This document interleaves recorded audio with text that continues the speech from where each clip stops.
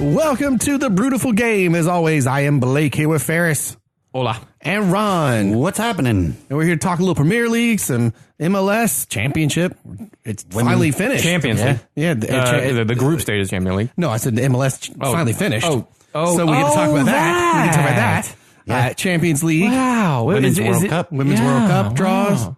Yeah. And some more beer from down under, I understand. Where's Jackie Pendergrass? Jackie Pendergrass back in the land down under. This is a great character. That's all I know. How does that? Who sings that song? We're celebrating his whole month. Yes. Yeah. Jackie Pendergrass Christmas. So this one, Jackie Pender Christmas. Oh, I see what you did there. You sly dog, you. this one is actually a Christmas beer. Ooh. It's from Australia. A friend of mine sent it out to us, and I don't want to go into this long thing about it because it's just a funny beer. So I'm just going to crack it out. And while you guys are marveling over it, I'll give you some. Perfect. Yeah. Sure. So the beer itself is humorous. From Bridge Road Brewers in the town of Beechworth in Victoria, Australia, we have the Bridge Road Brewers Magical Christmas Unicorn. The magical Christmas unicorn. I'll pass this over to you, Oh, Ferris. I love go. it. That is magical. You're right. That is beautiful. Inspired by the magical pillars of the universe, unicorns, Christmas, and ice cream, Bridge Road Brewers brings you the element that binds them all together. Beer. I love the logo. It's got like a reindeer with a red nose and a rainbow coming out by it, and it's his unicorn horn is a like dropped ice cream cone that's upside down. That is awesome. It is a vanilla ice cream ale. What? Whoa. What? Yeah, it's pretty awesome. I feel like we should have had a bigger dinner for a nice dessert. Oh, and look at the side of the bottle. What it tastes like. Vanilla profile. It has ice cream cones. It's 6.5, or what is it rated at? Like 3.5. Seven ice cream cones. No, I'm sorry. Yes, 6.5 ice cream cones, and then the magical unicorn profile is all the way to extreme. It's pretty brilliant. Oh my God, that's awesome. goes great with flying reindeer, Caprico, and Templar fairy wings. Yeah, flying reindeer Carpaccio. Oh, thank you. I butchered the hell out of that word. And tempura fairy wings. Tempura I probably shouldn't have read that. Yeah, I can't. Yeah. Coolest fish. Yeah. We're off to a good start, aren't we? Oh, In the form of a unique vanilla ice cream ale, we hope you enjoy this fun beverage of magic as much as we did in naming it. How we make it. Some things in the universe are better left unexplained, either to preserve the mystery of the tightly wound dimensions or to avoid bursting your bubble of ignorant bliss. bottle Love October of 24 this year too. Fresh. Want more? Join the posse. This is from, like I said, Bridge Road Brewers, and they're a small batch brewing company right there on the Bridge Road, which is kind of a scenic highway or a scenic byway in near Melbourne, and they make everything there. So at Bridge Road Brewers, we constantly tweak our beers and develop new recipes to satisfy the curiosity of ourselves and our customers alike. We are not prepared to just pump out a couple of run-of-the-mill ales or have our beer brewed under license by someone else. We prefer to create beer from scratch using our own production equipment on our own site in our own hometown of Beechworth. It's our passion, not a hobby or a chance to make a quick buck. I was just looking at the back of this too. They've got some interesting logos that I think pertain to the craft beer for Australia. Like they've got something that's clearly like meant to be a logo you would see on any craft beer, but it says like authentic, real, honest craft beer. But it's like a logo like you would see like FDA or something like that. Like it's how it's on there. Brewed in-house. That's cool. So like the little logos. So you know, like from a quick glance, what you just said, that it's not contracted. That's awesome. And then they have the little house with the mash tun and the fermenters that says brewed in-house. Independently family owned. Very That's cool. awesome. Yeah. So this promises to be quite the interesting beer. The reviews online are all amazing. One guy even wrote, "This is the nectar of the gods and my best friend." So, Dude, it's a The unicorn nectar beer. of the gods. It has to be good. Yeah. So, Yeah, I don't Practice. foresee this being bad at all. Oh, this is about to happen. 6.5 vanilla ice cream cones. and it's, by the way, it's a 7% ABV. Smells good. That's Going to be a fun Wait, this one. was a porter or a stout? It's an ice cream ale. Or no, an ice cream ale. I think I kept ice hearing cream vanilla ale. and my brain Yeah. went to like a porter. ice cream ale. 7%. This thing looks not like what I expected it to look like. I know. No, I not at expected all. something much darker. It's Yeah. almost had a pinkish hue coming out, which is kind of apropos for the. This is not like Carbonated. but it's not yellow. It's like a reddish golden. yeah, and it's unfiltered. Yeah, unfiltered, So it's a carbonated. little cloudy. Wow. It's got This has a gold tint to it. Yeah, Like but it's not like a pilsner, like a yellow straw Right. kind of. Yeah, it's much more amber than that. and the unfiltered, I wasn't expecting to look so like hazy when it came out. Yeah. All right, And it smells for days. Man. you can smell the like- vanilla. Yeah, you can smell a bit of lactose. Probably for the ice creamish flavor. See, we just did a caramel cream ale not too long ago. Cream ales are something we haven't done a ton we do of a this caramel show. cream ale? Yeah, from our buddy, our Spurs fan down in. Oh, that's right. That's down right. in Yes, West we Palm. did. You're right. All right. Shall we? All right, Solange. cheers, gents.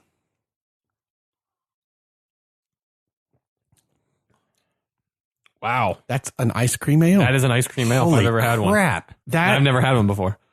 This is first time for me. You may, if you hear us talking about this, that might sound initially repulsive. But An it's not. ice cream Yeah. ale. This is great. It somehow has the ice cream flavor, and I would actually include also with that like cheap cone, the cone that goes in ice cream. You know, and I mean it in a good Yeah, way. that, Like that crappy sugar Yeah. cone. Yeah. But it has the hints of all the flavors without being sweet. Yeah, and it's got a little bit of a bitter like a bitter finish, but it's Just a very tad, very just a subtle. tad. It Yeah. actually does remind me of the caramel cream ale we had, not in flavor profile, but in the way that one also was. It was all the hint of the caramel without like the syrupy sweetness. This is the same way. This Wow. is really totally drinkable. and very very clean. Very Clean and crisper than I anticipated. Yeah, I expected it to be a little more syrupy. Guys, I think this is what unicorns pee, and it's delicious. Oh man. This is pretty awesome. Yeah, it's not at all what you would initially think it would be. No. I will tell you this. Unlike your Moo Thunder float, I would love to have some of this, like an ice cream float of this thing. Oh, I bet. That'd be fantastic. Like some good, like What kind of ice cream would you mix organic, it with? like vanilla, like Would you just like go straight really vanilla good with it? vanilla. Okay. You know, Yeah. yeah. Do you have any? No, I don't. Damn it. Oof. I would totally try that right now. I have- Or just I have a some- dollop of like Cool Whip. Some Cool Whip. Cool Whip. I have some of the whipped cream in the spray can. Oh my gosh. He's thinking of it. Do you get a 6-pack in there, Ron? No, it's only 3. Oh, okay. That's a lie. It's 4, but I reserved one so I could drink it later. Smart man. Yeah, I don't blame you. Gosh, this is good and totally different. Yeah, what a way different beer than I was expecting Bridge this to Road be. Brewers Magical Christmas Unicorn Vanilla Ice Cream Ale. That's awesome. Wow. And it's vanilla again, like when you get a good vanilla ice cream where again it doesn't taste like the syrupy or like the vanillin flavor, which is fake, but actual like vanilla beans. Like, right. vanilla. Like a lot of the really sweet cream ales kind of leave that like a film almost. yeah, like a coating in your mouth afterwards. This is so crisp. It's like the crisp of a Pilsner.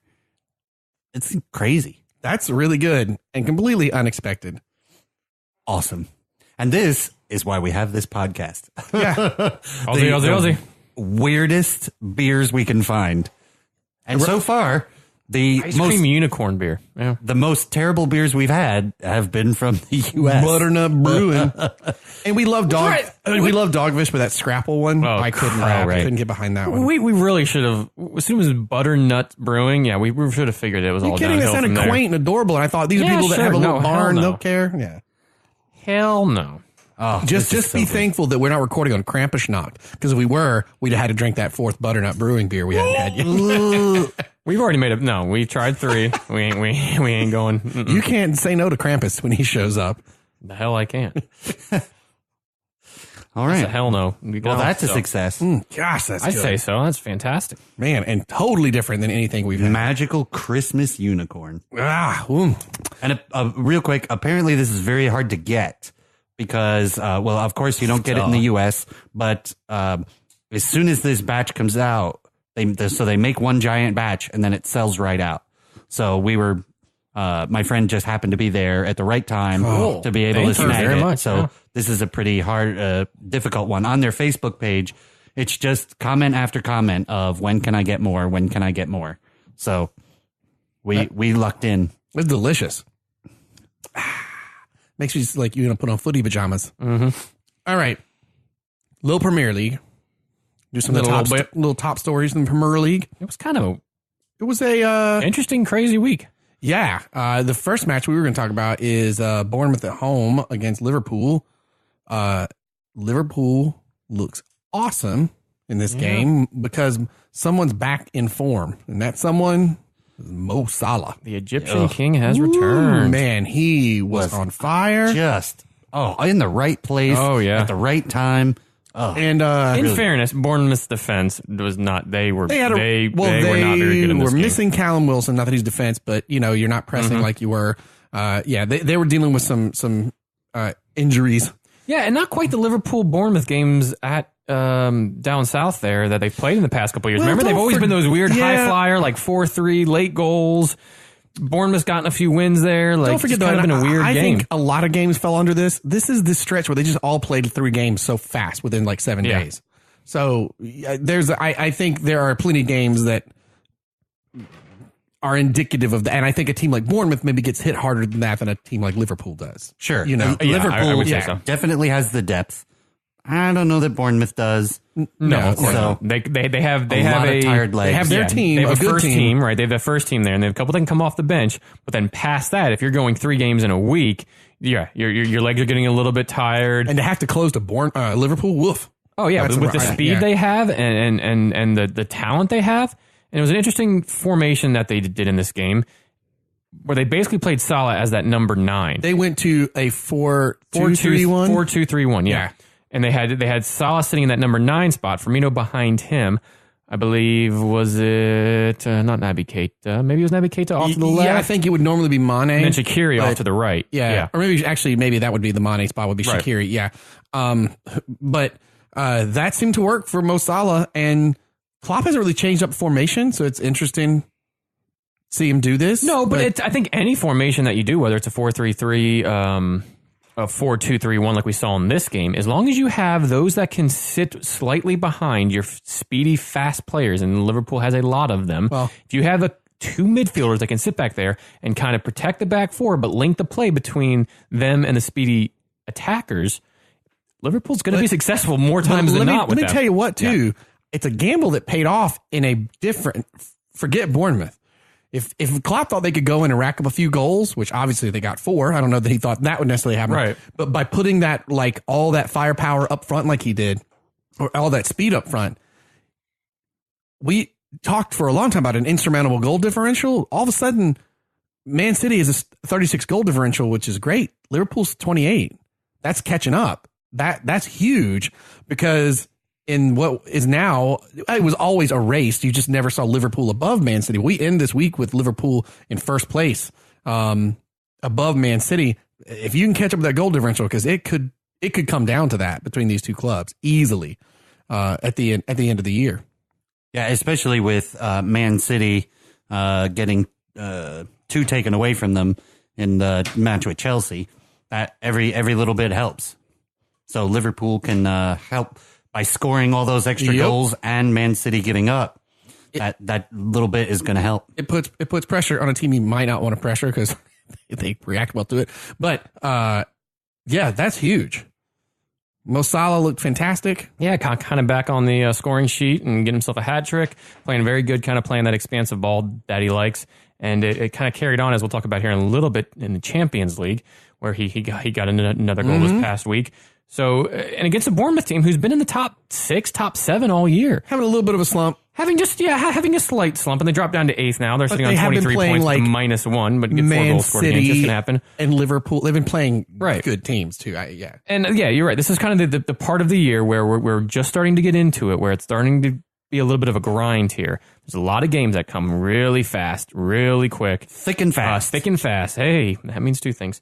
That if these Bournemouths, these Leicesters, Wolves, West Hams, they don't quite have the depth to really... I hate you. Hey, we're up to 6th now. We're back in the Europa League, baby. They don't quite have the depth to roll out 2 variations of teams. Yeah. And 2 variations of team doesn't necessarily mean 2 full squads. You can make wholesale changes with 5 or 6 players, and that's half the team.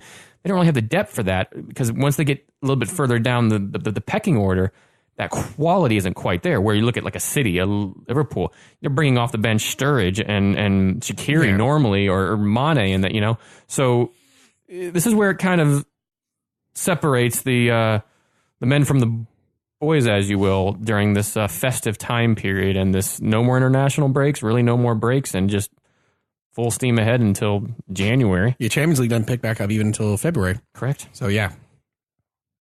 But Liverpool looking good. That's a big, huge game to kick off to then end the week in top place. Mm-hmm. Huge. And move on to an Arsenal-Huddersfield match, which I will say was another typical one of 3 games in a row. Huddersfield, and basically, I think the better fitness of Arsenal at the very end is what saved them.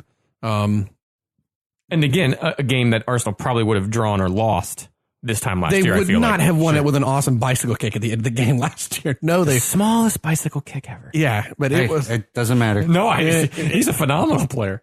And in what, the 83rd? Where were we at? Where was that? 83rd, yeah. Torreira playing great. And a lovely little lob cross from Aubameyang. Actually, there the too. lovely part was the one-footed catch that Aubameyang had to get it, to trap that ball like set that. it down, and then man, that was fantastic play. 9 yellow cards in this match. Yeah, that to me Really scrappy match. That also says to me getting tired, getting like, you know what I mean, like shoving Not moving and the feet instead of quite as much. Yeah, and so and a bit of frustration on the Arsenal part, I would say, only because they've been playing well, and they had been playing so well, and now they're getting stymied by Huddersfield. Well, and you're right, they had a long week, because that Sunday they were in the Derby game against Tottenham, and then they played United at Old Trafford midweek, and that was a 2-2 draw. And let's be honest, and they threw it all into those 2 teams. Yeah, exactly. And then you end it with Huddersfield. And I could catch you. And I really thought, I guess this will be a draw. But instead it's a win, and Arsenal's at 20, how many undefeated? 21, 2, 3? It's like, somewhere in that range? Should be 2. I don't think any of us would have called that at the beginning of the year. No. Like, I think we all thought they were definitely going to improve. Sure. But not a 21, 2, 3 unbeaten streak here. I wasn't thinking we might be in the 4. We might be in. I wasn't thinking Champions League was like a strong chance. That's finished. That is not at all. Right. And now, I think that will, because I think between Tottenham, Chelsea, and Arsenal, I think that'll end up being a fun run. So you're saying there's a chance. There's a chance. Small. Just the smallest. Sorry, Sir Patrick Stewart. I'm glad Arsenal beat Huddersfield.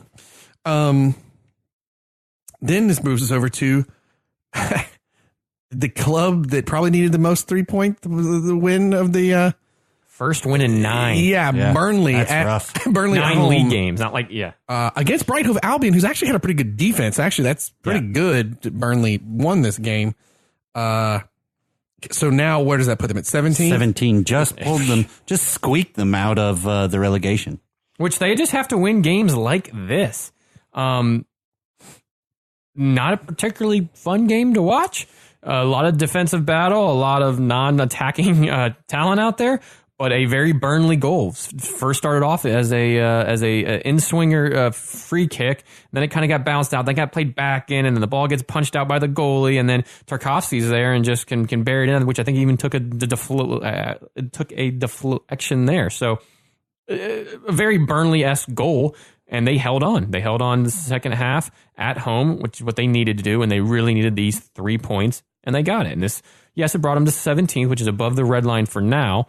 They got to keep getting a few more of these and keep it going to stay really above that red line. Yeah, they are now tied with Crystal Palace, who's in 16th.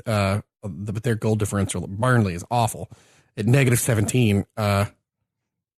Below them is Huddersfield with 10 points at -17. But I feel like Huddersfield or Southampton have a better chance of mounting something toward the end than Burnley has shown. Yeah. Thus far, you would certainly say. Yeah. Yeah. Unless, the one thing I will say, sorry, Ron. The one thing I will say is that Burnley, you could see them pick up some points here because their style of play will slow the game down. And when you're going back-to-back games like we're about to get into, you slow the game down, you play defensive style, you pack it in, and then counter and break when you need to, or get goals off as set pieces. That could fall into the hands of Burnley. So you get teams that are going there tired, you can kind of sit back and just nick a goal or two off a set piece. Who knows? They can pick up a string of points here, and it may be enough to kind of get them through until the end of the year. I hope, because we like Burnley, that's going to happen. But their schedule ahead is not easy. No. Tottenham, Arsenal, Everton, West Ham, they could probably squeeze a draw out of, and then Huddersfield. So their next 3 games are going to be uphill battles the entire way. And also, Brighton Hove Albion's at 13th currently with 21 points. And then the big dip kind of is below that. 14th is Cardiff City, 14 points. 15th, Newcastle with 13, Crystal with 12, then on to Burnley at 12, Huddersfield 10, Southampton 9, Fulham 9. Cardiff City has started to show some kind of gumption. They won this past week, too. They beat Southampton 1-0. I feel like Newcastle's still kind of a worrisome situation because they're just not. Look like they might be turning something around, and then I like Newcastle. I think they're going to be okay this year. I think Rondon coming in has helped them a lot, and I think I'd be more concerned, honestly, with Palace, Southampton than I would anything at the current. Well, moment. Fulham has a terrible defense. I don't And think Fulham, there's any way that they don't Claudio get. Ranieri back does help, and we actually forgot to mention this a few weeks back. Who was the second manager sacked in the Premier League? I forget because I know we did the power. Like, hey, no one's been fired yet, and literally the next morning, someone got fired. That one was the Fulham coach, but then who was the second one that only came a couple of days later? Came after a draw to Manchester United. Mark Hughes of Southampton. Right. He was sacked, or he was let go, or whatever. Southampton's so off my radar. Yeah. Southampton just they're. I mean, so they're trying to get a little bit of a kick, and I think they kind of let him go right before they get into a lot of these games and before the January transfer window. But can whoever come in, I don't even know if they've named a new manager yet. Whoever can come in can get them some more points and get them higher up the table. Who knows? It's going to be rough to be Southampton for a while. Yeah, Southampton and Fulham look the worst of the bottom 3 to me. Huddersfield might be able to pull something together. But really, I think it's the bottom 5. Yeah, from 16 down. Yeah. That are really in danger in this match that we were just talking about with Brighton Hove and actually you can probably go up to 14th Burnley. But I will say, sure, but I think Cardiff is becoming in such better form, and Newcastle's doing well enough. I think slowly that's going to end up separating, especially through this Christmas period with so many matches. Oh yeah, that's going to start to. Well, and that's usually what happens anyway. You start to see those. I think we're looking. We're probably close to looking at our top 6, whatever order they end up in. I think you'll see once the Christmas season's done, that's probably going to start to see more of a gap. Obviously, the top 5 has already seen a bit of a gap. So, but yeah, for sure. Speaking of that 6th spot right now, Manchester United at home. The folks at home get to celebrate. Yeah, I mean, they destroy Fulham finally. And listen, it's Fulham. They're last in the Premier League. They've gotten destroyed by pretty much anybody they've played this year. Negative 24 goal difference. Yeah, not good. And they added 3 more onto that. And thank goodness they didn't score first. Correct. And it was, a young goal, a Mata goal, Lukaku, and Rashford. What it did, what I feel like... Lukaku got a goal? Lukaku got a goal? Yeah. Lukaku got a goal 2-2 or something. Against a terrible team? Wow, that's typical. He had 2-2. Remember he scored against Arsenal the other day or whatever? No, who did he score? He scored against somebody. He had an assist. Southampton maybe he scored against them. Yeah. Terrible team. Paul Pogba, however, sat on his butt. Again, yeah. Yeah. And you know what? At this time, I'm not. I mean, I think Mata and Herrera have to be in the games from here on out. I think both bring a lot to the team. Mata just always seems to create. He's always just that little magician who can score goals, who I think scored his 70th Premier League goal in this game, and can just pull the strings a little bit. And then Herrera, like I said on the last pod, is a little bit of legs for Matic in there. And he's a real box-to-box, just feisty midfielder. Yes, he gave up a penalty in this game, but I don't mind it as much. They were already up. He's still putting in a tackle. It was a pen, Did yes. you hear Mourinho's conference or afterwards his comments about Paul Pogba? He said basically that Paul can be a great player. He has to play with he has to play the same against every team. Like he's got to want it basically. But he does say, and he's going to start this week at for the Champions for Valencia. So it's just weird when you hear him say it. It almost starts like you think, oh, is he good? Is he kind of backhanding him? But then actually says he's going to play Valencia, and I expect he'll have a fantastic game. It was an interesting. It started like it was going to sound like typical Jose, but then it kind of ended. Yeah, it took a rather oddly positive tone, and it kind of evened it out. Like it was negative and. I don't think the. I mean, we don't really know because we're not in the locker room. We don't know what the relationship's really like. What that leaked like? Did he really call him a virus on the team? That was did it happen? Did it not happen? I'll say this. Pogba has not been playing. But maybe that's what he needs. Maybe he needs to be sit down, look at what's happening, and look at how you can impact the game because right now you're not doing it, which is why you're sitting on the bench. And everybody saw you in the World Cup where you were phenomenal. Right. Yeah. So, I mean, I don't know. We'll see how it plays out. I think if it doesn't improve, which right now it really has no real indications that their relationship's going to improve, one of them are going to go. Whether that's Mourinho or Pogba, one of them's going to leave. I just thought the commentary afterwards was odd. It was hard to read. Yeah, because normally there's not much positive that comes out of Jose Mourinho's mouth unless it's in the form of some sort of biting sarcasm or so it was so odd to see him come off so even-keeled and positive, for the most part, about Pogba's role. It was kind of like squeezing a water balloon and you're afraid it's going to pop. That's what it was like. I will just say, kept looking at it like, not in a mean way, but for me, the subtext between the lines, reading between the lines, not mean, but as a matter of fact way was saying Paul Pogba is one of the best players in the world right now when he chooses to be. Yeah. Right. Oh, absolutely. Is what absolutely. But he, instead of saying it in a kind of a snide way, it was just like, here's the fact. Yeah, it's like one of those times when you think someone's going to be mad at you and they're just indifferent and it almost hurts worse. Yes, that's a perfect way of putting it. Somehow this felt worse than if he just said, "Well, I did call him a virus." And blah, blah, blah. It feels worse because it was more of the like, I'm disappointed. Dad's not mad. He's just disappointed. Right? Yeah, no, that's exactly it. That's why it felt weird. It felt worse, even though it didn't sound worse. Yeah, I 100% agree. I'm just laughing because he's the only manager that we just pick apart everything he says, the tone he says it in, how he says it, he's indifferent, he's not indifferent. Like we just pick it apart. Like we being, the fans, the media. It's name another Premier League manager that's as interesting. Like this. It's so weird. Him because he says 100%. Yeah, but I think he knows what the hell he's doing, and he may not always he's calculated that calculations at time may not always be the right way to do it, which is what's got him sacked at other areas. But you're right. He's just an interesting manager, and as the years have gone on where he's been this special one, the self-pronounced, when he first got into the league until now, he's almost that interesting factor has gone more and more up each year just on breaking down the things he says. How does he say it? Ooh, his relationship here. Ooh, did he call him a virus? Like, it's so picked apart and it's just. Does Alexis Sanchez still play there? Maybe. Speaking of people that haven't done anything, I think he plays for under 21s. Maybe. Now. So do you think? Let's just say he's still hurt right now. Let's say you guys in like 5th, 6th, somewhere in there, and he wasn't even on the bench. Because he's hurt right now. Oh, is he? Yeah. Is it Ozil hurt or like really hurt? Different story.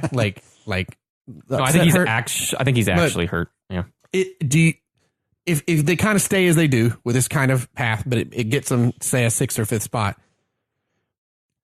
do you think then at the end of the year, it's let's see what we can get for Pogba? Do you think they keep him? Honestly, I would like to say here's what I think is going to happen. I don't know at this point. Everybody thought that Mourinho was going to get sacked after week 5. Season ends right now. So, but I don't know because if you think about it, okay, right now the only thing that United's doing well is making money off the field. That's what Ed Woodward's there for. So why would you sell one of your biggest assets that still makes you money regardless? He's such a name brand, like. Why would you sell that? It has to be really bad. So that's why I say if it doesn't improve between Mourinho and Pogba, something's going to give. Whether that's Mourinho leaving and Pogba staying and taking over the team, or Pogba goes and it's Mourinho's team. Or the third option, again, if they work it out and then they've come, they can just not be friends but deal with each other and still produce. So who knows what the hell is going to happen? I'd like to think it's they will work together, they produce, and they get up there, they get in the Champions League and make a good run in the Champions League itself, maybe an FA Cup, run there. I'd be fine with that. But the way the season's gone, I don't really have any expectations. I don't know what to expect. I said I'm happy. I was happy just to get a win over Fulham. Yeah, that says a lot. It was. That says but it's a positive. Lot. We needed that. Now we turn around and we lose today in the Champions League, 2-1 to Valencia on the road, which is not necessarily the easiest place to go, and we automatically qualified. But I don't know. It's just so up and down, and we get these last minute draws and wins, and then we get draw, loss, win. It's so up and down that I don't know what to expect. Again, I'm just happy if we go into a game, we play hard, we don't give up, and we walk away with 3 points. That's what happened in this. I'll take it. Alexis Sanchez hamstring injury 10 days ago. Right. Yeah, I knew it was something like that. What'd you do to him? He doesn't hurt his hamstrings. No, but I love his Instagram story videos because he works out with his shirt off and the shortest shorts all the time.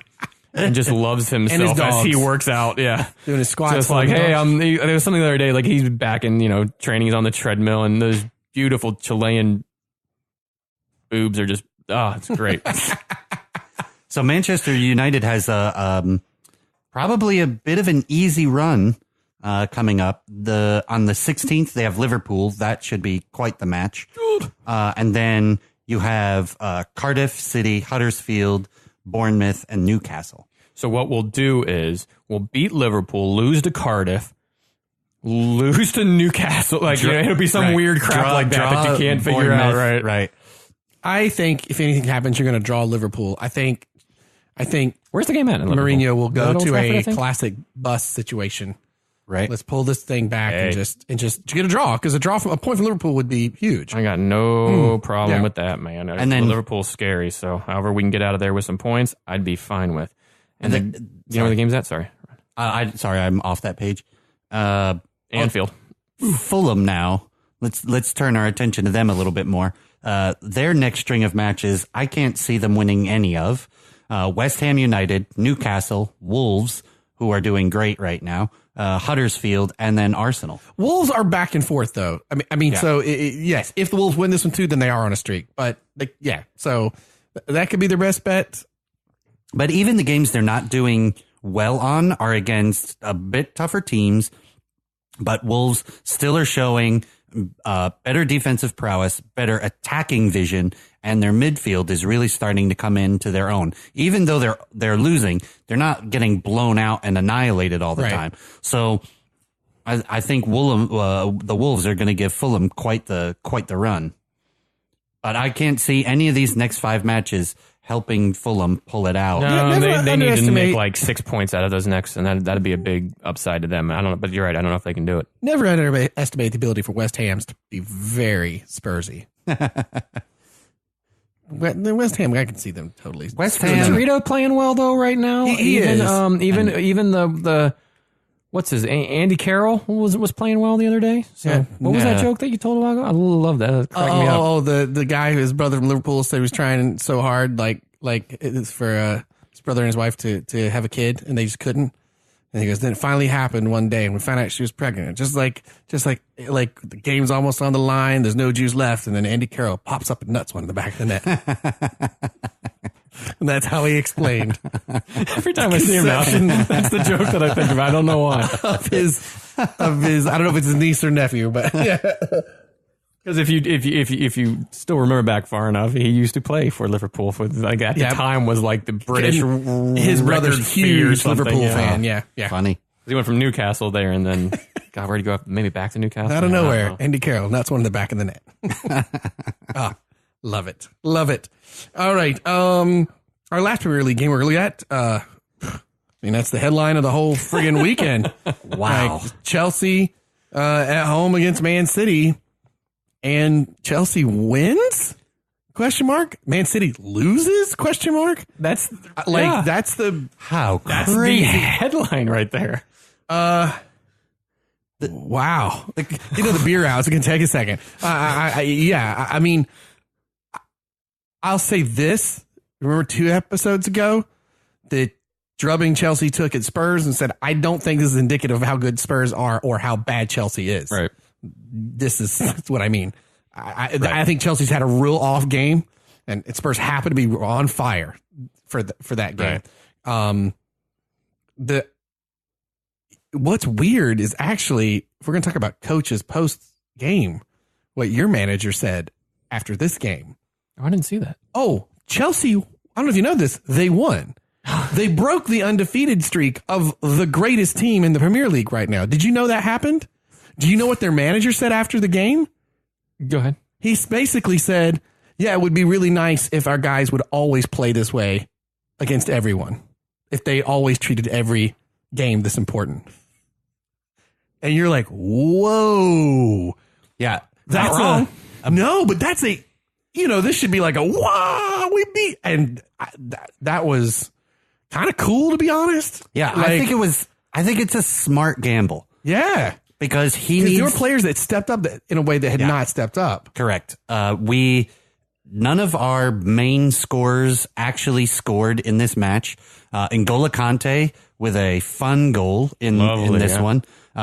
Just a very, very pretty goal. And then David Luiz with the rainbow header score. Looper, yeah. Just way over the top, right into the far corner, squeaks right under the crossbar and goes in. Chelsea never gave up, even though the attacking prowess of Manchester City was just great. These one-touch give-and-go passes down the field in a split second, but Chelsea had a way to stymie them every time. I think ultimately it was a smart gamble for him to say that, because he's really trying to wake the team up.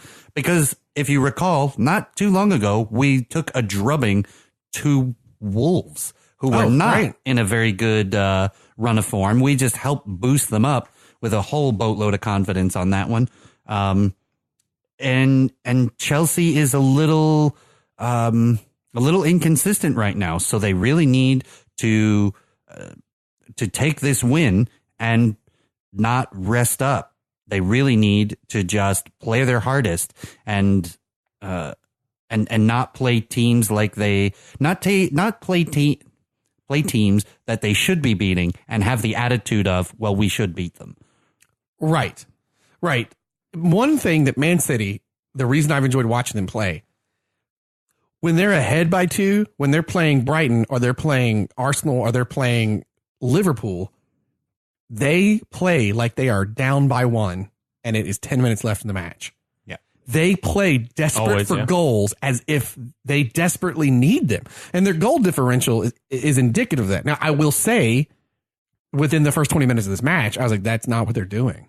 They didn't play with a true striker. Right. And I don't know if this was part of even hitting on Man City. Yes, they got a great deep bench, but they've had several games in a row. They don't have Kevin De Bruyne. And while in the short term you take care of that, maybe the longer you go, it's harder. Right. This isn't taking away anything from Chelsea's victory, mind you, because that's still a very good team on the pitch that Man City has. But they definitely did not play that way of. They have just been fun to watch because it's, again, like they are desperately trying to score. Even when you're like, my God, they're up 3-0. Are they going to end it with 6? No, they'll end it with 5. It's crazy. Yeah, it's a really smart mentality for them to constantly play like they're down a goal or 2. Yeah. And it's the last 3 minutes of the game because they're just hungry all the time. They had the lion's share of the possession in this match, 61-38. Chelsea had actually more shots on target.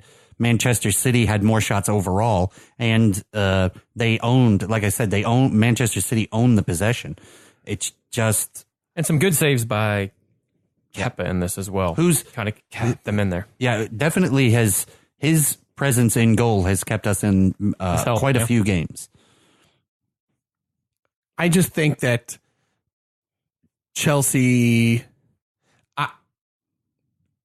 I still think, even though Tottenham's really been on a run, I can still see Chelsea ending the season higher than Tottenham. Well, if they play their next 5 matches like they played this match, they're going to come away with a ton of points because their next match is Brighton Hove and Albion, then Leicester, then Watford, then Crystal Palace, then Southampton. We have a nice schedule little run there, yeah. But like I said, I do like that he came out and said, "Oh yeah, it was nice to win. I don't know how to convince them." I mean, I'm paraphrasing, but I don't know how to convince them to always play like you have to win, right? Mm-hmm. Yeah, and Manchester City has only slightly of a more difficult schedule. They're playing Everton, then Crystal Palace, Leicester, Southampton, and Liverpool in their next 5. God, what an easy run into Liverpool comparatively. Yeah, I think a tricky one will be Everton, which is this coming Sunday or Saturday. Yeah, but Crystal Palace, Leicester, Southampton, they should roll on right through those. And then Liverpool, that's going to be quite a fun match. And after the end of this week, we have a new team up in first. Yep. Liverpool sitting on top, man. Thanks to Chelsea. I couldn't actually say that. That's why you had to say I had to say it. You couldn't say, yeah. They're sitting up there by 1 point, so they have 42 points. Manchester City has 41. The goal differential is still quite different. Liverpool on a plus 28, Manchester City on a plus 36. I still think this is your top 6 in whatever order it ends up. I think. Oh yeah, I agree. I currently think what you're looking at in some form or fashion, that will definitely be top 6. The only thing that would change if Bournemouth gets back in a run of form, maybe they make an interesting run. But I think this is your top 6. Yeah, I agree. Unless Manchester United just continues their weekly inconsistent, because they are 8 points out of being able to get past Arsenal. Yeah. But what helps them is beneath them is Everton, Bournemouth, Leicester City, and Wolves, who have been a little more inconsistent. Bournemouth more so as of late, not through the season, but so. I mean, even during United's kind of inconsistency there, we did have a string of draws, and while that's a point, it's not 3 points, it is picking up points a little bit. Do you think the end of the season could see Liverpool up top? Do you think this Man City team can? I think it could, but I still think City are gonna win the entire thing. I think they're too strong for the course of the entire year. How strong do you feel about that? Well, I'm not putting anything down because I my two most have one more Moo Thunder left. Two most and if you had to drink teams. A Moo Thunder for Liverpool, that would just be. Oh, wouldn't that be amazing? No, not even put myself in that situation. We'll just wait and see how much closer it is, like the last few weeks. Nope. That would be hysterical. Then I have to root for one or the other, and I don't root for either Man City or Liverpool. Some red ice cream right there. Something like. I do not hate either team, but I have a strong dislike for both teams. God, would that be amazing? Oh, just the pictures alone. Yeah, what a punch in the nuts that would be, though. God Almighty, not doing it. Not getting me anywhere near there. We'll just wait. We'll wait till he gets a little more desperate. Yeah, we'll see where we're at. No, I don't, because right now I don't really look. They can fight up at the top. We really don't have any chance. If for some reason United get into like third, right behind them, then who knows? I can make a stupid bet, but I don't see that happening anytime in the next few months. All right, we'll still wait and see what you get passionate about. Okay, it could be well, Moo Thunder and the Snapper Head IPA, which I think is worse. I think it's worse. You have to do a mixture of the two. The hell I do. Oh my God. That sounds hideous. Sounds awful. You're telling me. So this will move us on to the Champions League. The champions. It's because, well, we've just had a bunch of midweek games, and now we are solid, man. We have moved into our round of 16. We have indeed moved into our round of 16. If you remember from a few pods ago, Group A, Atletico Madrid and Borussia Dortmund were qualified at that time. after match week 5, and the order was just being figured out. Well, Dortmund won 2-0 against Monaco, and Atletico Madrid and Club Brugge tied 0-0. So Dortmund took top of the group over Atletico Madrid, both on 13 points. However, Dortmund with a +8 goal difference in that. So Group A, Dortmund and Atletico Madrid coming out. And then Group B was the one that was very interesting. You had Barcelona, and you had either Tottenham or Inter Milan. And this Tuesday match week. Because it should be noted that in the previous Premier League match, Tottenham sat Harry Kane. Yes, they did. Harry Kane saved him for the Champions Christian League. Eriksen. Yeah. Yes.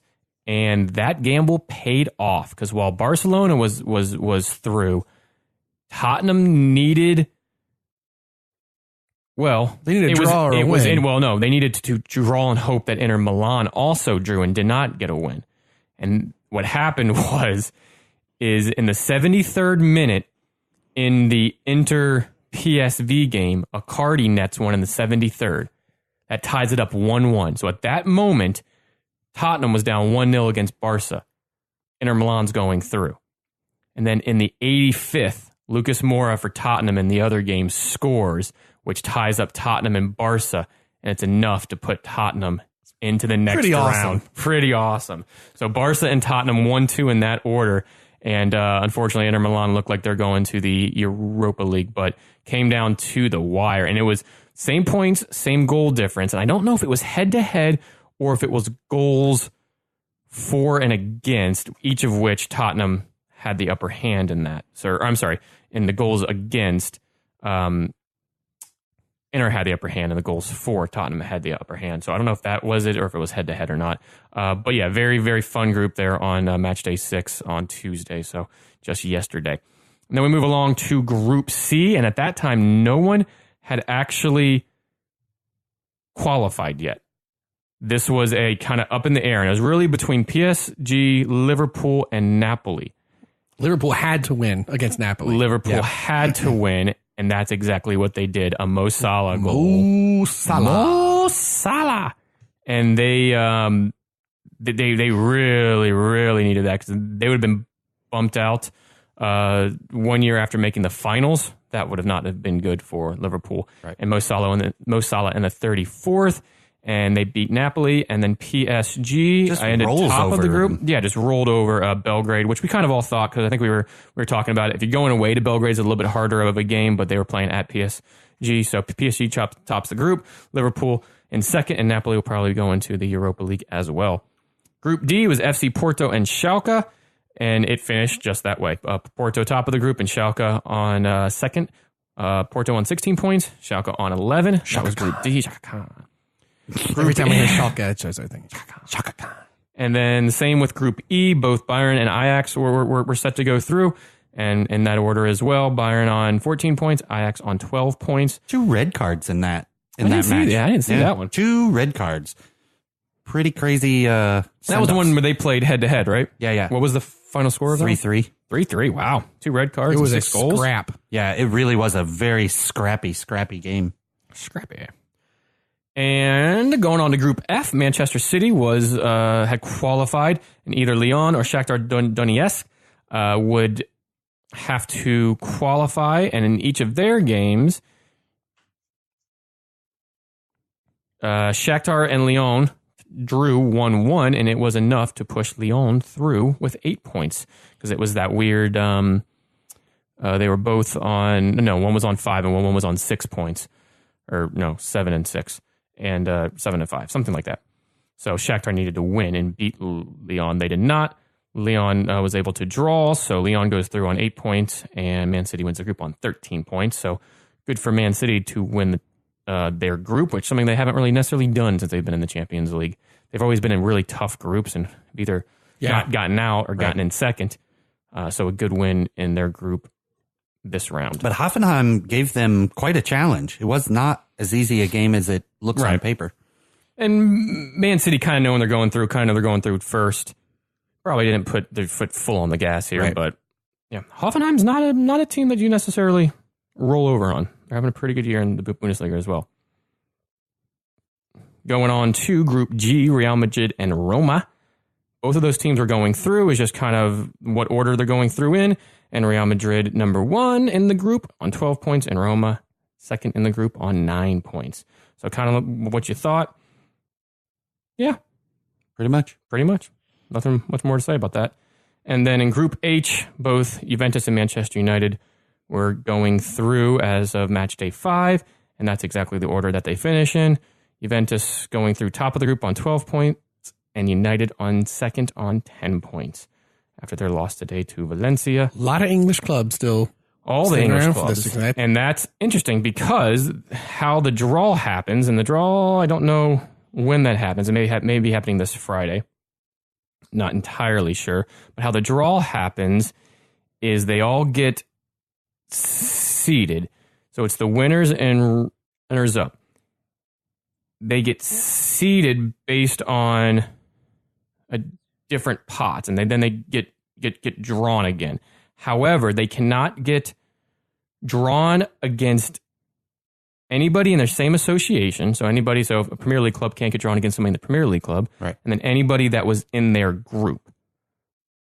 That starts to narrow things down when all the English clubs go through. So then you go, and I believe it's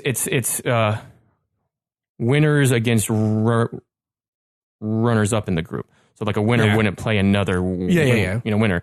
So in theory, you could have some matches that include FC Barcelona and Manchester United, Tottenham and Juventus, Atletico Madrid and Roma.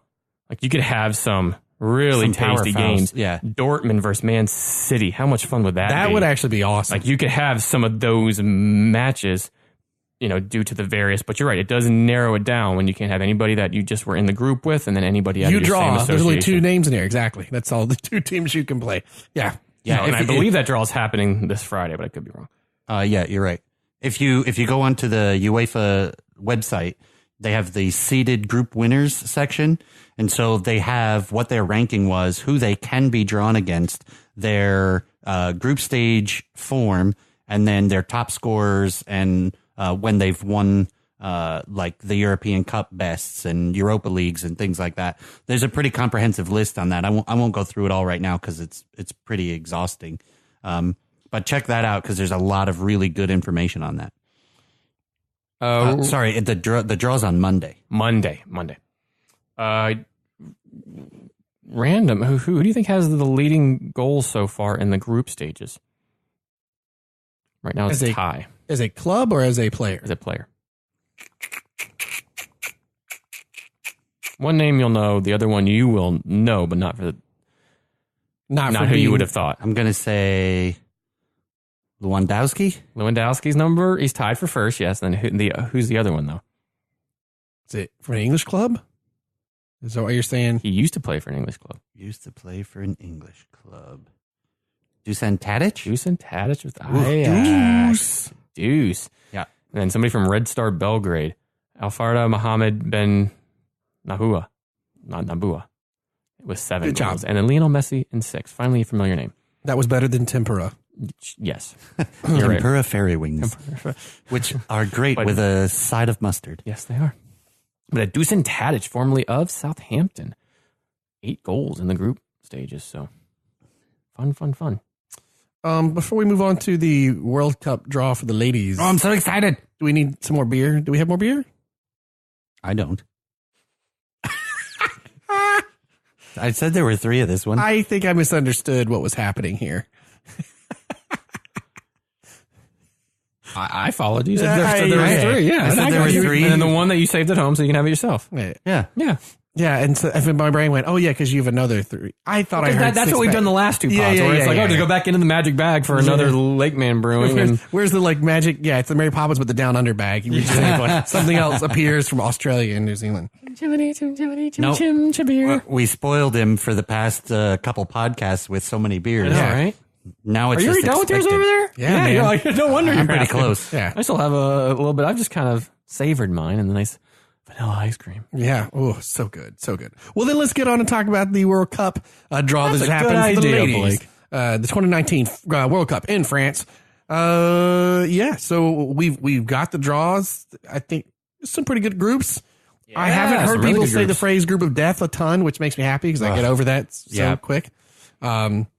Yeah, I don't know what the group of death necessarily would be. There's going to Group be a D, lot maybe? of fun matches in this. I think it's spread out pretty well. So once you get past the group stages, you're gonna still some good teams, games yeah. and So Group A has France, Korea, Norway, Nigeria. Group B has Germany, China, Spain, South Africa. that's a pretty good one. Group C, Australia, Italy, Brazil, Jamaica. That's going to be a fun one. Yeah. Group D, England, Scotland in there. Oh, yeah. I mean, they gotta both go through. I need that. yeah. Yeah. So Group D, England, Scotland, Argentina, Japan. That's probably a group of death. That's If going to be. there was one. That's probably your hardest group. Yeah. Yeah. So Group E, Canada, Cameroon, New Zealand, and the Netherlands. And then finally Group F, USA, Thailand, Chile, Sweden. Which A nice draw for us. Yeah, I think it's a Sweden, pretty good tough. one. Sweden's tough, but Thailand and Chile that bodes well for the U.S. in Group F. Yeah, a good draw. Should advance. Should. We'll see, but it starts in what, June? And the ladies got seeded officially number 1. Yes, they Going are. into Yes, there. And I think yeah. Norway's in like 4th or 5th. Yeah. Somewhere in there. Japan's up there. That's going to be Japan's going to be a tough team. I once did a great trip to Scotland for a month right before I moved to Japan to go work for 8 months. So I really want Scotland and Japan to go through. That'd be awesome. Oh, we got to go to England. I know. I think Japan's going to end up taking that. I think it's probably gonna be Japan, England. Probably, yeah. So we're going to go over this real quick, just because we're talking about it. My Ancestry.com crap, it changed. What do you mean it changed? Like your DNA doesn't change, but the science on how they do their testing and whatnot Right. improves and gets better, and you open up to more regions and whatnot. So they send you a new report and say, by the way, we fixed things. Update it. So I thought it was Irish. I'm Norwegian. I was right. Oh, I was kidding. No. Hold on. Okay. So when it first came out, I was 33% Norwegian and went down to specific areas. I didn't know. I thought I was Dutch, English, and Irish, with mainly Irish. And 33% Ireland, or something of that extent, 30s and 30s. So I'm all right, and then just a mud of everything else. Thought I was 1% Moroccan. Apparently, that's no longer the case. I am now. This is roulette. This is roulette. I could be anything. So now I am 44% England, Wales, and Northwestern Europe. Okay. 21%. That's a pretty large. That's a huge area. You're Yeah. from there, and you just point somewhere in Europe. Norway, 21%, Central Norway, Trelagen, and Hedmark. That was the really specific spaces. Then 20% Ireland and Scotland, which does encompass a little bit of when they show the circles there for England. It does encompass the southern part of the Venn diagram of Ireland, meets up. which from what I've been, our family based back to Kilkenny, which is on that southern side of Ireland. So, and then got a little Zlatan in me now. 7% Swedish. Oh, that made you so excited. Damn right it did. So happy. And then I've moved. I'm no longer Moroccan. I'm now Cameroonian and Congo. Oh, 1% coming in strong. nice. So, So, figure that We all should. Congratulations. We all should have done that and looked we at them should've. live on the pod. Yeah, we totally God should. almighty. So for this World Cup, USA, I'll be going for first, and then England second to hopefully win. So the top 10 in the And then Norway third, of course. FIFA rankings, the USA at 1, Germany 2, France 3, England 4, Canada coming in strong at 5, Australia at 6, Netherlands 7, Japan 8. They came out slightly lower in the newest rankings. Sweden 9, Brazil 10. So those are your top 10 in the rankings so far before going into the World Cup. So it's going to be a good time. Can't wait. Love it. Can't wait. Very, very exciting. And now, what we've been waiting for. Oh, and did we say Alex Morgan named the U.S. Oh yeah, U.S. U.S. Women's National Soccer Team Player of the Year or whatever, Yeah. something to that extent. Very, very cool. And now what we've been waiting to end the MLS or MLS, not the MLS, but they don't like that. Well, we don't really care at this point. I don't like we your don't like your schedule. playoffs. Yeah, I don't like your playoffs. Yeah. We don't like their playoffs. So the final, which is only one game, Which I have a big freaking problem with here. Wait, did the away goals count? I don't remember. Only in the second half. Only in the second half. And if it's raining outside. God almighty. Okay, so I asked this the other day to somebody, and you can't do it. It's impossible. Name me one other final or finals or championship that is played at somebody's home field. You can't do it. Hold on, though. Hold on. Isn't baseball that way? 7-game series, different. Yeah, because you've got multiple, so you'll be at both. Basketball, same way. Hockey, same way. 7 games, not one singular game. I see. The NWSL doesn't even do it this way. No, you're right. They do neutral sites. That is interesting. Why is it at somebody's home field? Is that... You didn't do it halfway through. Okay. They're looking at this as a growing league still. The NWSL is a growing league, and they don't even do it. Yeah, but I would argue that's because there are a couple of locations they would want to. You know what I mean? I don't know. It is weird, right? The only sport out of anything that I can think of that the final game is, or like the championship is played at somebody's. Does Minnesota United play indoors or out? Outdoors currently. This is why this schedule sucks. Because imagine a world where in 2 years, they are the best team. Toronto, a few years back, it was freezing in Canada when they did this. God, just go to the international. So why do they do this? Pick a neutral site. Do what every other sport does. Except, man. Literally every other sport. But it was awesome to see the bench packed. It was. Yes, it was. Like to see it's Atlanta. Such an unfair advantage in the finals. And then we've talked about it. You go 2, or like you said, play 2 games. Do the right. You know, which is what you've done the rest of the playoffs. If you're going to do it the rest of the time. Right. Yes. Yeah. But, okay, stepping off my soapbox for a second. Awesome atmosphere in Atlanta. Well done. Because back in the day. Fully deserved. It was like that in the NFL. Championship. Back in the day. It was like that in the NFL. Yeah, in the 1920s. No. It's a little later than that. But it was a thing. I mean, like, it's not. But it's not. Yeah, it hasn't been in quite some time. Again, every now and again, it just happens to work out that host city is where that team, which is fine. If that's the case and that works out that way, sure. Great, wonderful.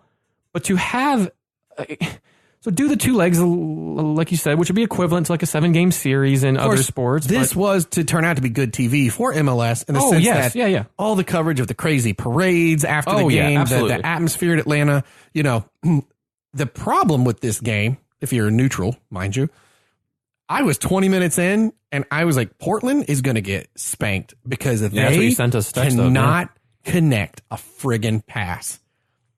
And I was sitting there watching, and I was like, sitting there with my wife, and I was like, I don't know if it's because, and sometimes this happens. I'm not being a Euro snob. This is just the truth. I was watching Premier League all day long, and then you're watching MLS. There is a difference. Right. The linking play and stuff does not exist in MLS like it does in the European leagues. And it's just, you know, hey, those European leagues play those guys a ton of money. They don't pay them as much in MLS. So, you know, that's what happens. So that's just the reality. I'm not poking fun at the MLS or anything. So I'm sitting there just going like, am I just frustrated because I've been watching, you know, just better passing today? But I just thought Portland, within the first 15, 20 minutes, there was no way. You knew Atlanta was going to walk away with it.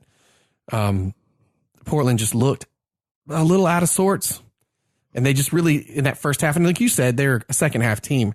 None of those passes were connecting. Also, I hated the coverage by Fox. I didn't get a chance to watch the game, well, neither did I, even though I watched it. You know why? I watched highlights because of it. There's 3 cameras that focus only on 3 players. You literally have in the Premier League, the NBCSN, which isn't NBC's, they get the Premier League feed. But you have the Premier League, which is one of the most watched leagues in the world. And Premier League wants to make sure they look good. So guess what? You get their feed, right? Like they control that. Those camera angles are great. Why there is this desire for the American soccer experience to zoom in so you only see like, it looks like it's a game of 3 people versus 3 people. Yeah. And so then you get robbed of the like, oh, look over there, that guy, and seeing like, you know what I mean? Like, and I think that's part of what adds to making it feel like, oh, they're terrible at passing it, because also you're not seeing like, what are they going because for? We love our stars, so it focuses on the Joseph Martinez's, the Diego Valeri's. You know, it wants to. I'd say people that are producing it think American only love their stars. Correct. And are discounting looking at how the World Cup, the footage is all these. I don't know why these camera angles. I just can't stand them. And it's very hard to watch the whole game from like literally the whole game from a tactical point of view, because you're just staring at this front through people running at each other with no clue of what else is happening out there. I wasn't really keen on that. That kind of bugged me. Joseph Martinez, and that's a goal. What he's done all year starts him off. But let's not forget, he gets that goal because of a miserable pass. Yes. Oh, a tear. Was it a back pass or what was it? Was it a turnover or something in midfield? Yes, it was barely midfield. It was like still in their back third. It was I texted you guys. Their passing's awful. Oh yeah, and literally a minute later, I tweeted on the Brewtiful Game saying, Portland's got to get their passing game tighter. 3 minutes later, that's how Atlanta scored.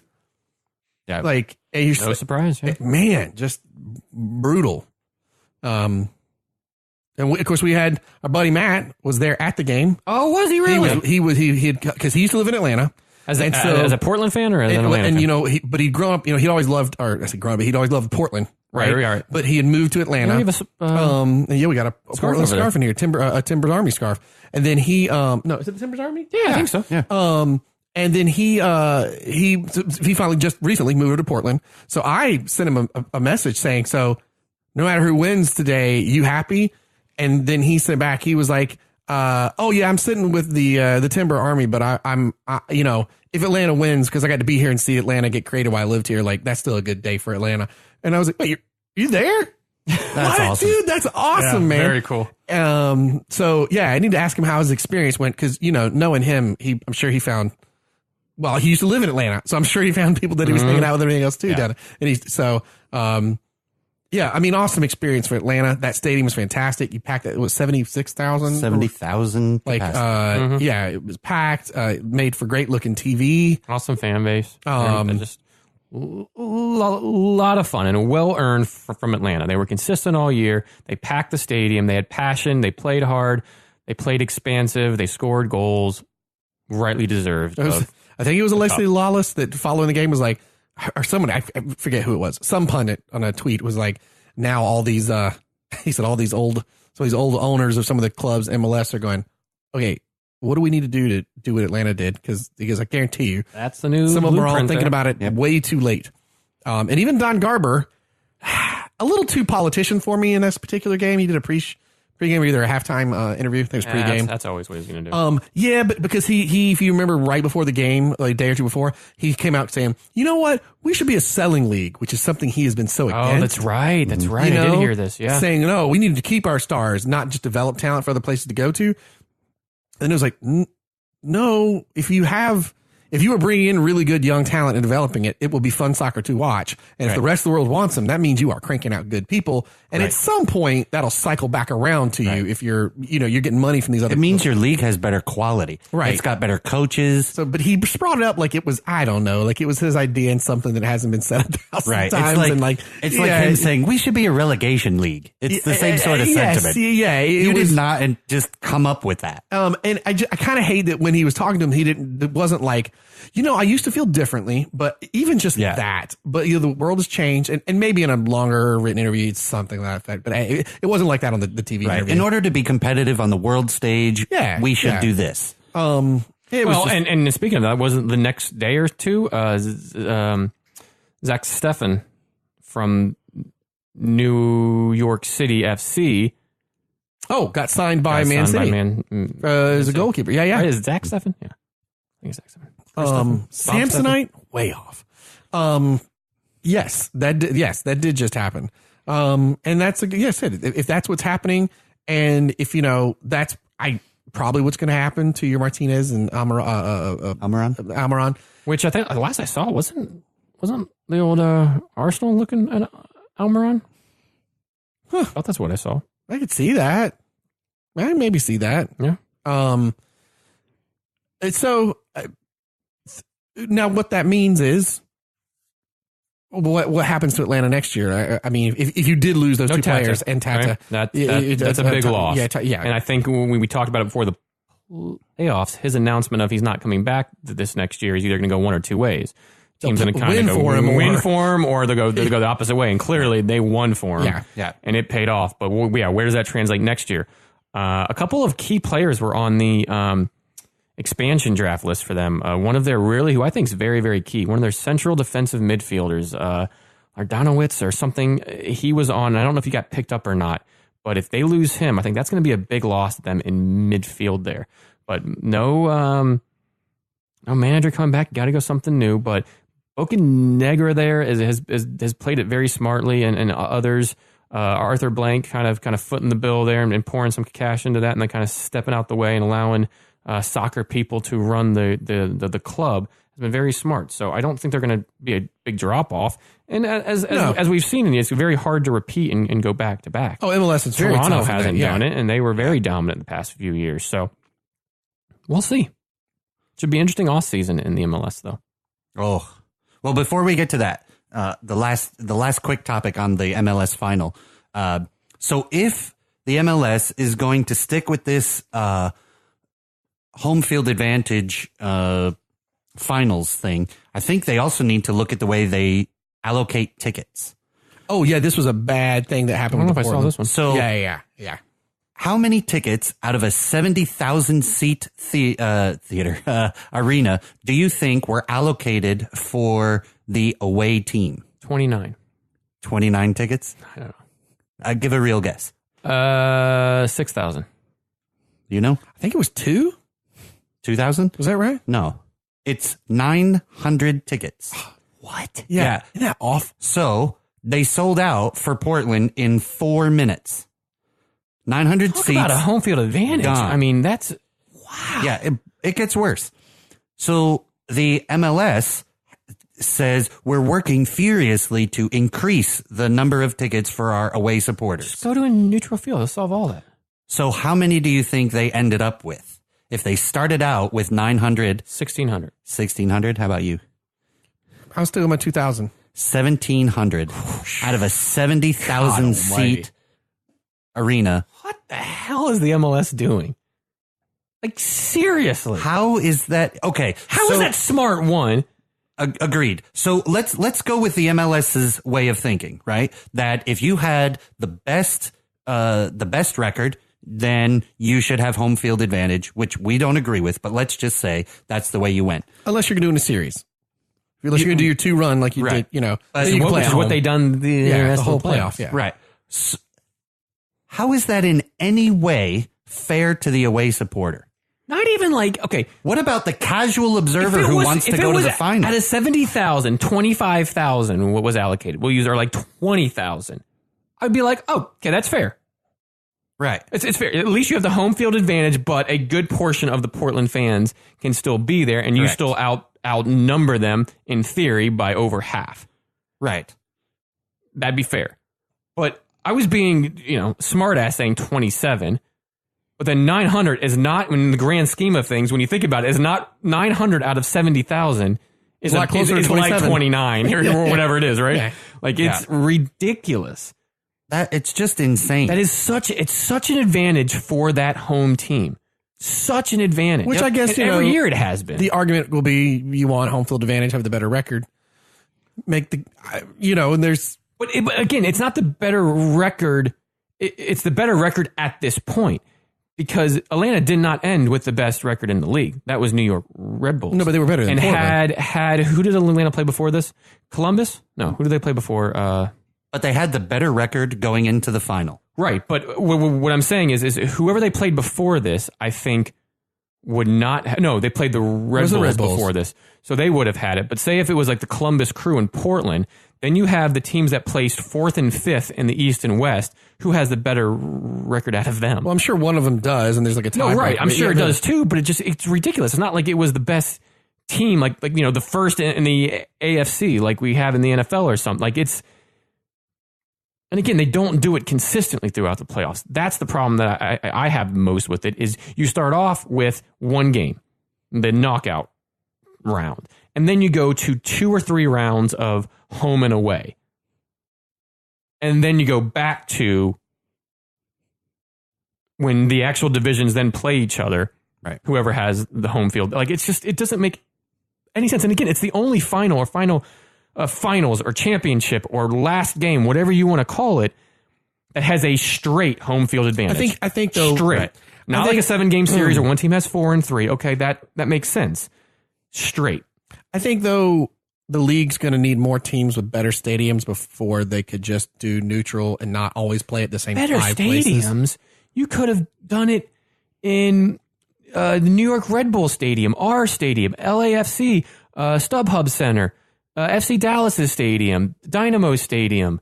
You could have done it at Seattle, Portland. You could have done it at Atlanta. You could have done it at a number of stadiums. Okay. And again, if Atlanta would have randomly been this year's, because it probably could have randomly been this year's, because 2 years into the league, brand new stadium, the MLS wants to market that. Yeah. So it could very well have been. And if Atlanta would have gotten there on a randomly, you can't argue about it. Fine, they earned it.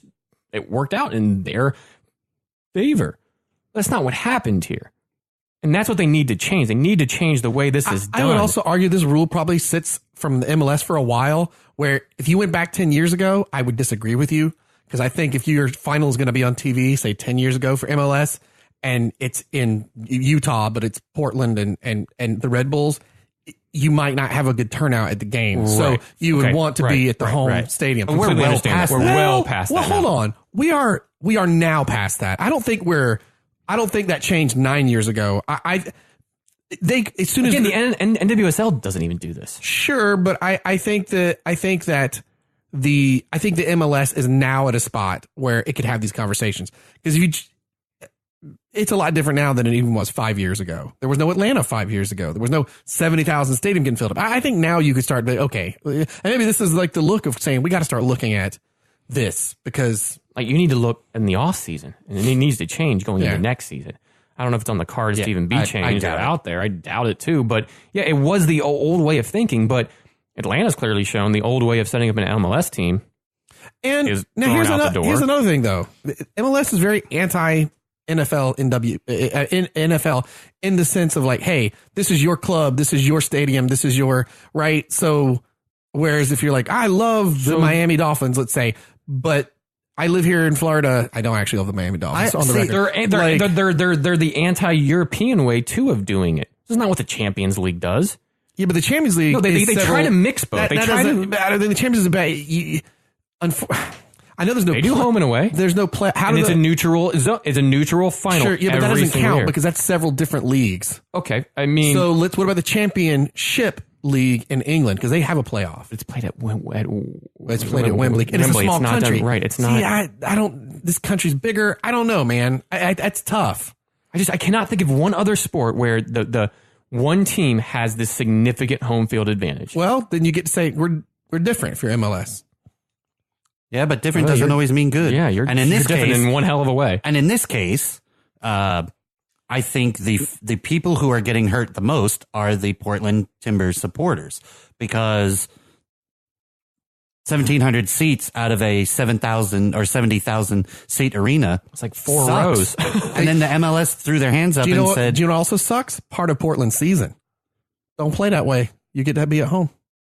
I'm just saying that'll be the argument on the other side. Then play better. Doesn't mean it's a good argument. Okay, so what if it would have been Sporting KC, which could have been the case? Sporting KC won the West. They were the best team in the West, and they still wouldn't have played at home in the final game. They didn't have the best record.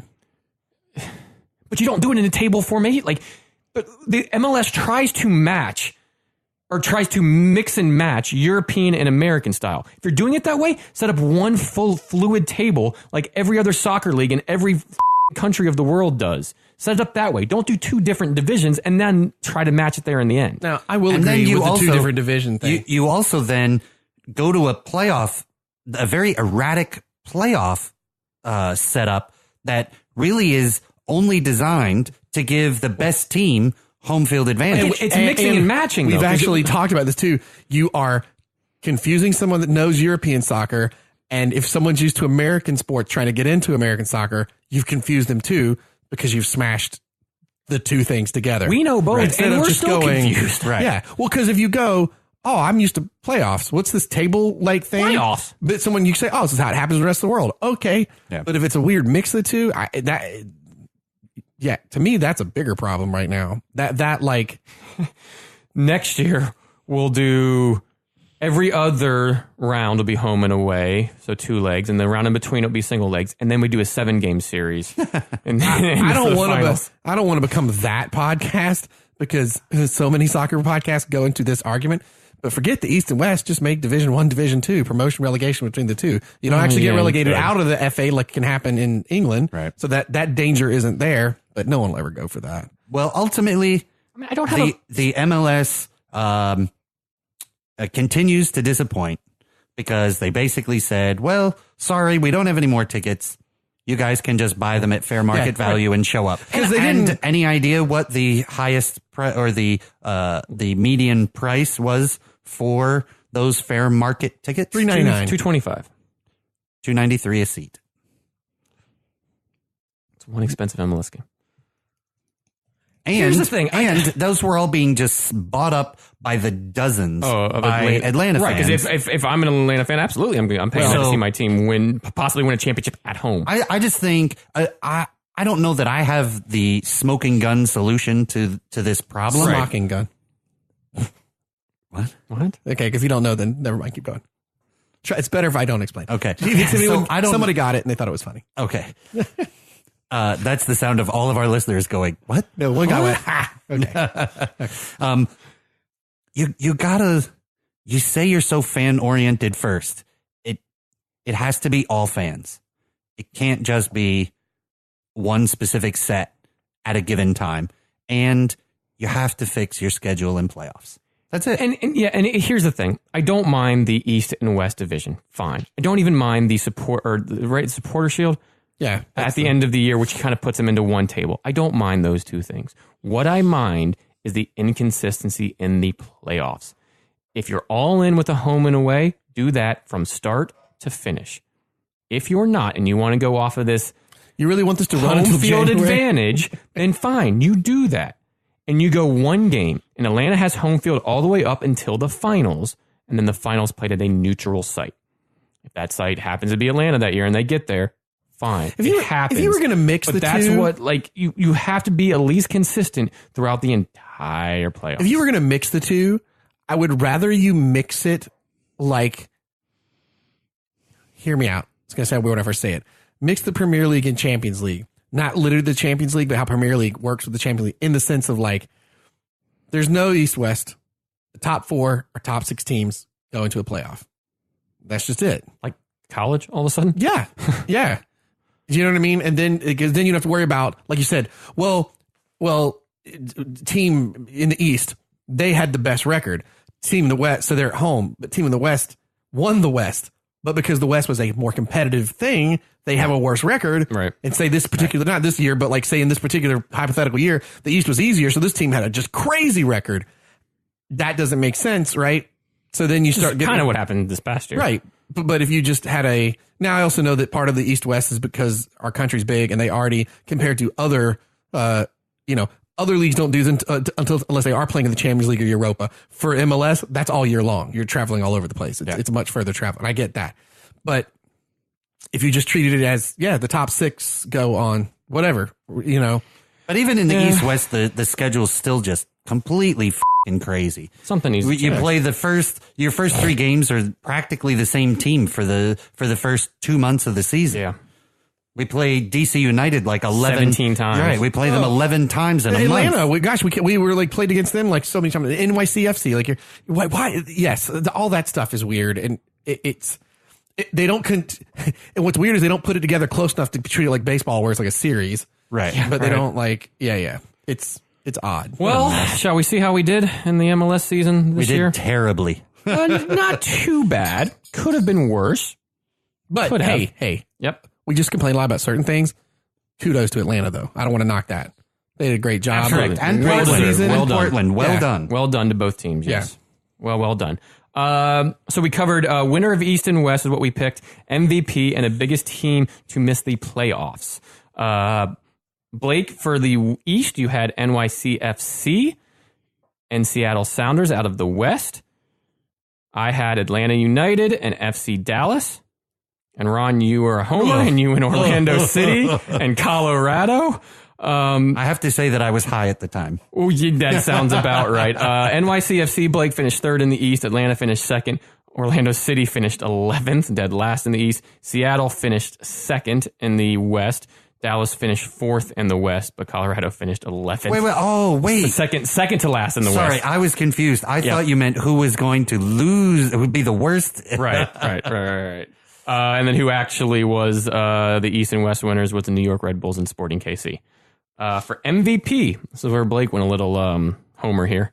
He went Sasha Kleiston for the MVP. I thought he was going to be assist city. That was wrong. Sure, he wasn't even in the top 5 for assist. I had Darlington Nagbe from Atlanta United, and Ron had Miguel Almiron from Atlanta United as well. I was the closest. You were very close. Yes, you were. He finished second in the MVP voting, and guess who finished first? His teammate Joseph Martinez, who broke a new MLS scoring record this past season with 31 goals. Well done, Mr. Martinez. Good job. Who previously broke that, a record of 27, which I believe was set by Landon Donovan, Wondolowski, and then somebody else. Clint somebody or not Clint Dempsey. I don't know. I'd look it up, but it was a 3-way tie for that 27. So he shattered that by 4 goals and then scored a few in the playoffs as well. Biggest team to miss the playoffs. We all got this wrong because they all made the playoffs. Blake had Portland Timbers. I had Seattle Sounders, and Ron had NYCFC. And actually, all those teams struggled a little bit out the gate, so it wasn't looking too bad. But yeah, all those teams made the playoffs. Portland finished 5th, Seattle finished 2nd, and NYCFC finished 3rd. We didn't do too good. No, we didn't. This also feels like it was over just about a year ago. Well, because it almost was. So some interesting things here, though. Guess where Zlatan finished in the Golden Boot, if you will? 3rd. Close. 5th. 2nd. He had 22 goals. Wow. In his short time. Yeah, because he had a short season. He had a short season. Guess where Wayne Rooney finished in that goal? 3rd.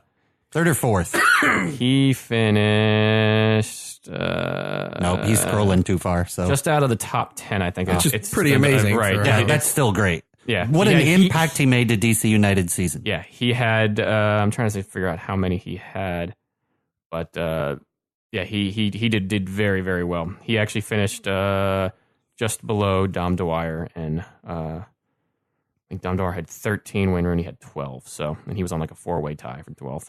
Guess who was the leading assist player in the league?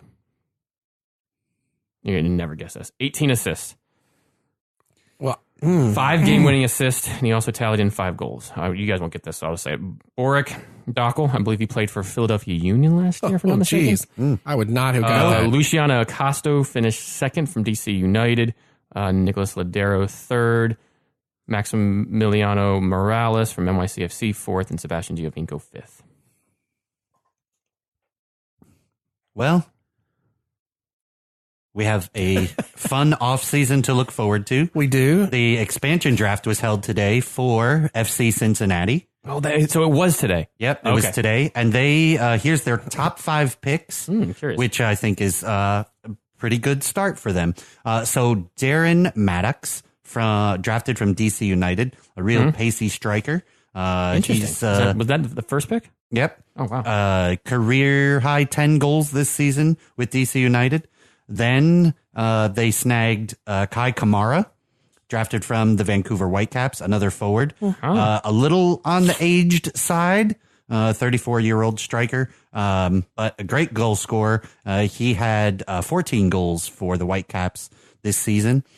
The next third is Roland Lama, from midfielder from FC Dallas, 30-year-old winger.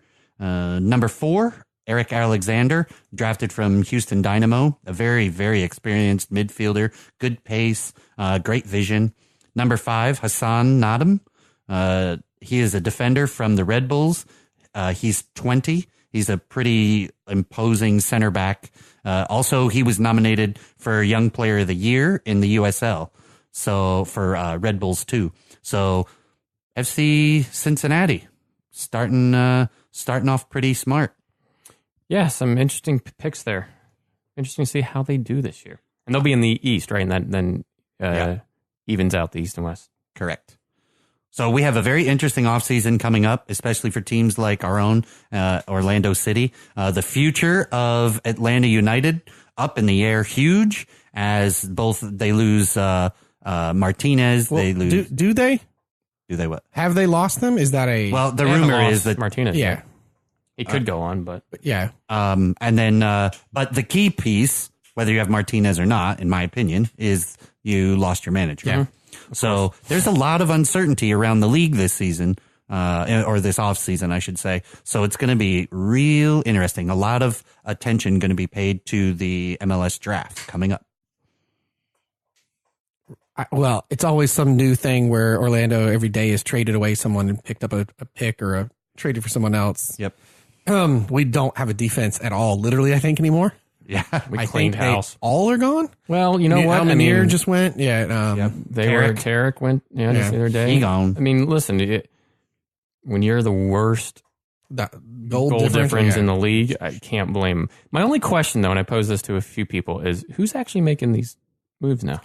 Dude, who knows? Well, well, there's a new right because the general manager, Sporting director, technical director, somebody, right? Because he director? left, right? The No. general manager, The GM left, but then I Yeah. thought we just hired some new technical or sporting director. Who knows, dude? Go back and check. I will say it's probably a combo of. I was talking to a guy at the World of Beer go to, used to write for the mainland here in Orlando. We got talking a little bit of how the team's going and moves made and whatnot. And he was saying it's probably a combo of this new sporting director, somebody else in the front office, whether that's a partial owner or whatnot, and then James O'Connor. Sure. If James O'Connor is having input on this, I don't mind that as much, because then he can build a team that he wants and who he knows the game very well. He's going to bring in people that he believes can play his system and actually play the game. Not a big name, not a luxury player, not just we'll grab him because he's an available player. If James O'Connor has a little bit of a hand in this right now, I don't mind it as much, because I do think he understands and knows the game very well, and he needs his pieces in place, which is probably why we've cleared the back line, why we've gotten some other. We got a new striker in, a new midfielder in, and I think we'll start seeing some defenders coming here sooner or later. Also, did you guys see who else we brought in for OCB?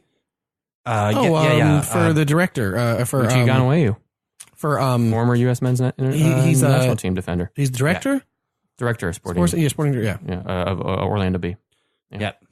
It's going to be an interesting offseason for us. Hopefully, we can't get worse. Well, but here's the thing: we had a lot of wholesale changes last year, and look what it did. Yeah, but for I think us, that was systemic of a broader problem, and that broader problem was that the front office was dictating lineups, tactics, and formations. Yeah. Speaking No of more Bendick. didn't Jason He's gone. Christ pop up into the news? Someone might be chatting with him. I don't know. I feel like I heard his name pop up too somewhere in the news. I'm checking. Might have just been well, I'm sure it was a rumor because nothing officially was announced, but just, Something about was it Greg Garza from Atlanta United go to Cincinnati? Did they acquire him too? That's pretty Yeah, exciting for him. nothing officials but announced. there'll be a bunch of moving and shaking around. Yep. MLS hard to repeat in.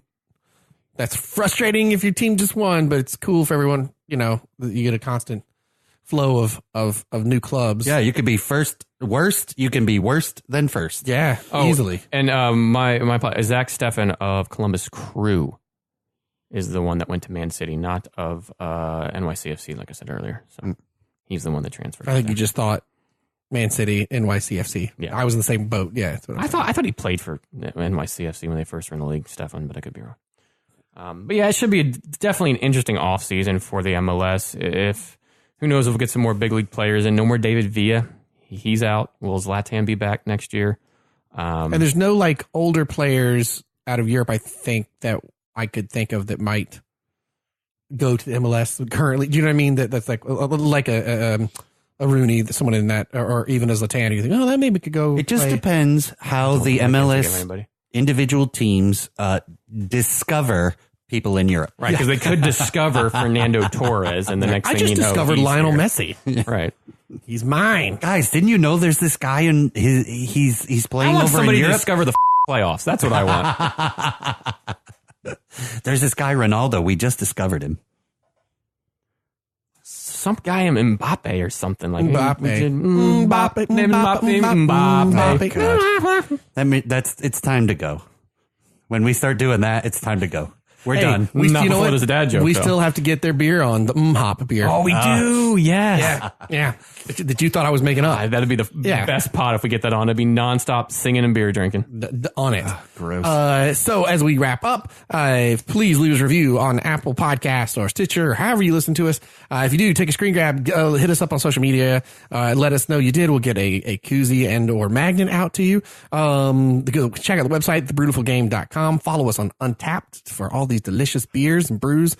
And so we can see what everybody else is drinking as well. We're on Twitter. We're on the Facebooks. We're on the Instagrams. We have a Tumblr that we don't use. So you can go to it, but we don't really use it. I didn't even remember that. It's just not even worth going to. Yeah. yeah. I think that about wraps us up. I'm going to take us out on a twofer for jokes. Ooh. Twofer. Real quick, the beer of the pod from Bridge Road Brewers, Magical awesome. Christmas Unicorn Vanilla Ice Cream Ale. Goes great with flying reindeer carpaccio and tempura fairy wings. Is so great. Glad you said it that time. First off, a little breaking news about Zlatan Ibrahimovic. Uh-oh. Zlatan, they just discovered, lost his virginity before his dad did. Believe it. Believe it. I got to get a whole book of Chuck Norris jokes that I Yeah, can you just do. turn into Zlatan's as well. Every single one of them works. I think I got one. Okay. Flipped open to a good one. What? Ending on a dad joke. Here we go. We like to end strong around here. What did the archaeologist's dad say when he accidentally broke his friend's newly discovered artifact? Looks like I owe you an anthropology. That's the worst. That sound is Ferris banging his head into the mic. Love the beer. Cherish the game. The Brewtiful Game. Cheers, y'all. Cheers. MLS fixture playoffs.